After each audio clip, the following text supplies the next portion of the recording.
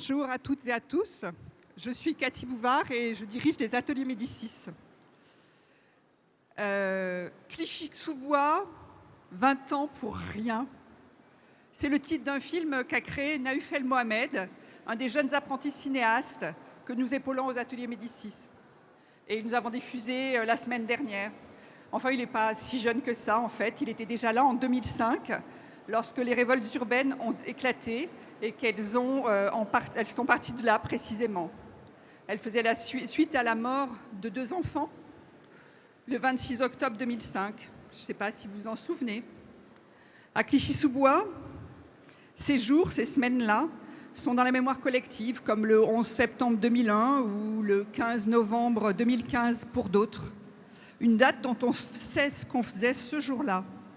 Et Naouf El, lui, raconte cela sans phare.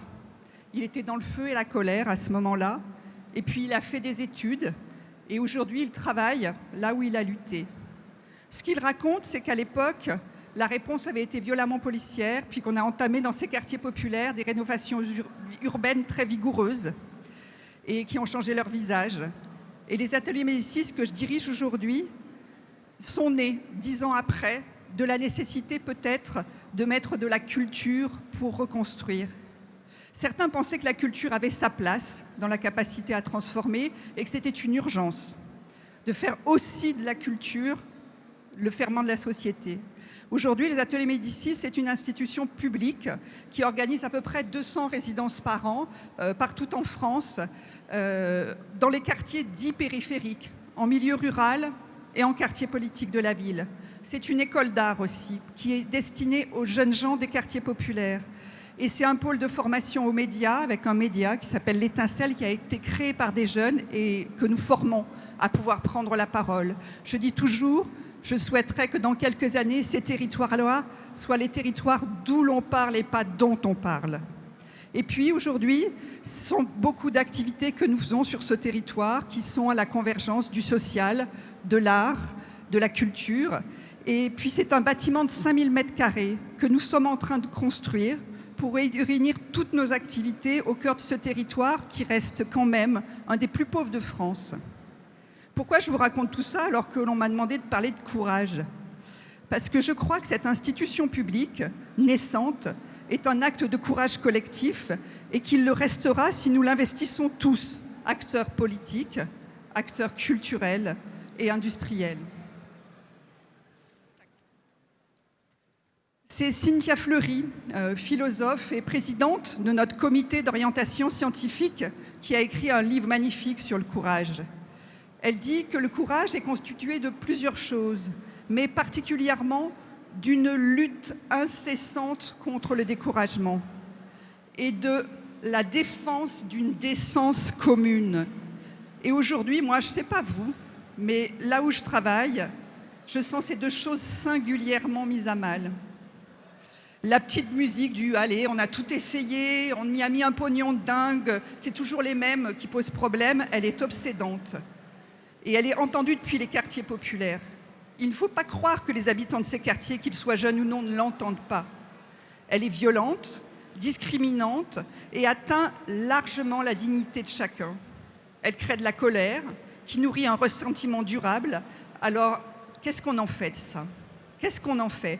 On met un couvercle sur les fractures en espérant que cela ne pète pas, à nouveau comme en 2005 ou en 2023, où on se relève les manches et on essaie de mettre encore des mots et des actes sur les ressentiments.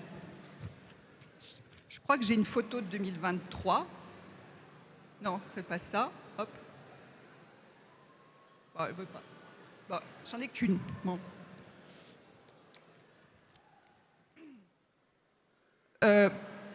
Pas plus tard que dimanche dernier, je discutais avec un jeune artiste qui écrit une fiction sur l'héroïne. Vous savez, la drogue. Dans les quartiers populaires, dans les années 90, ça a été une catastrophe sanitaire. On n'en connaît pas l'ampleur. Personne n'a fait de recherche à ce propos-là. On parle de 40 000 jeunes gens qui sont morts en 15 ans.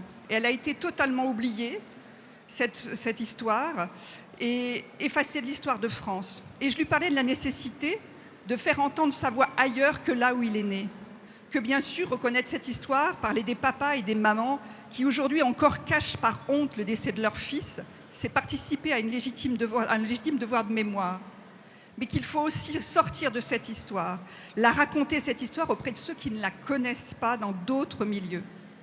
Que cette tragédie française, c'est aussi celle de tout le monde.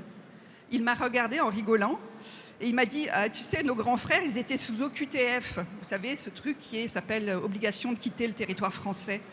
Nous, on est sous OVTF, sous obligation de vivre dans les territoires français.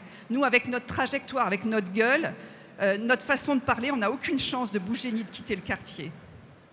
Alors je crois qu'aujourd'hui, nous devons, nous qui avons de la mobilité sociale, intellectuelle, nous devons organiser, nous devons faire la place, accepter de faire la place à égalité à d'autres histoires, à d'autres récits, à d'autres manières. Il ne s'agit pas de diversité, mais d'égalité. Pas de cette tarte à la crème qui est l'égalité des chances, mais l'égalité de l'accès à la réussite. Alors, créer une mobilité, c'est sûr, ça se fait parfois au prix d'une perte de confort social, de changement de certains de nos propres repères. L'entre-soi, regardez, il est assez confortable. Mais ce que je peux vous dire, c'est que la richesse et la fulgurance des énergies, des pensées et des langages à l'œuvre sur ces territoires valent bien parfois de se laisser déstabiliser. Et que nos musées, nos théâtres, nos entreprises, nos imaginaires auraient bien tort de se priver de ce cœur battant de nos cités qui possèdent des ressources d'invention, des trésors, de lutte incessante contre le découragement. Ayons le courage de faire la place, vraiment. Il en va de notre capacité à reprendre courage, joyeusement, face à un monde qui leur renvoie jour après jour à eux et à nous aussi sa volonté d'exclusion. Changeons les récits, écoutons, comprenons vraiment, sans condescendance. La culture devient alors l'espace où le particularisme devient moteur et où s'invente une énergie de création collective. L'institution culturelle publique ou privée et l'art se doivent de conjuguer librement et sans crainte la valorisation de nos différences et la référence au commun. Un autre artiste me disait ce week-end, tu sais, les histoires que l'on raconte, elles font les vies que l'on mène ensuite. Mais nous, qui nous a raconté nos histoires? Qui nous regarde? Qui nous voit? Et moi, j'ai aimé l'idée que nous étions portés et façonnés par les histoires qui nous étaient racontées et que nous racontions. Les ateliers Médicis et tous ceux qui ont une once de responsabilité dans le monde de l'art sont responsables de ces récits manquants, inaudibles et invisibles, ou parfois méprisés ou instrumentalisés.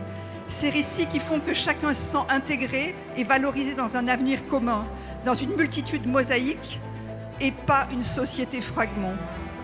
Et pour revenir au courage de Cynthia Fleury, dire que c'est bien ça la défense d'une décence commune. Ne pas accepter que certains opposent les récits, en efface certains autres, rester fermé et assuré sur notre vision ouverte de ce qui fait commun. Et face à une parole libérée et violente, prendre soin de notre propre parole et de celle qui nous est confiée. Et juste pour terminer, ces quelques mots de Cynthia Fleury qui parfois m'aident à résister. La première règle, pour reprendre courage, il faut cesser de chuter. La deuxième règle, il faut accepter de prendre son temps. La troisième règle, il faut chercher la force là où elle est. Et la quatrième règle, faire face à la vulgarité du monde, tenir, sourire et se tenir prêt.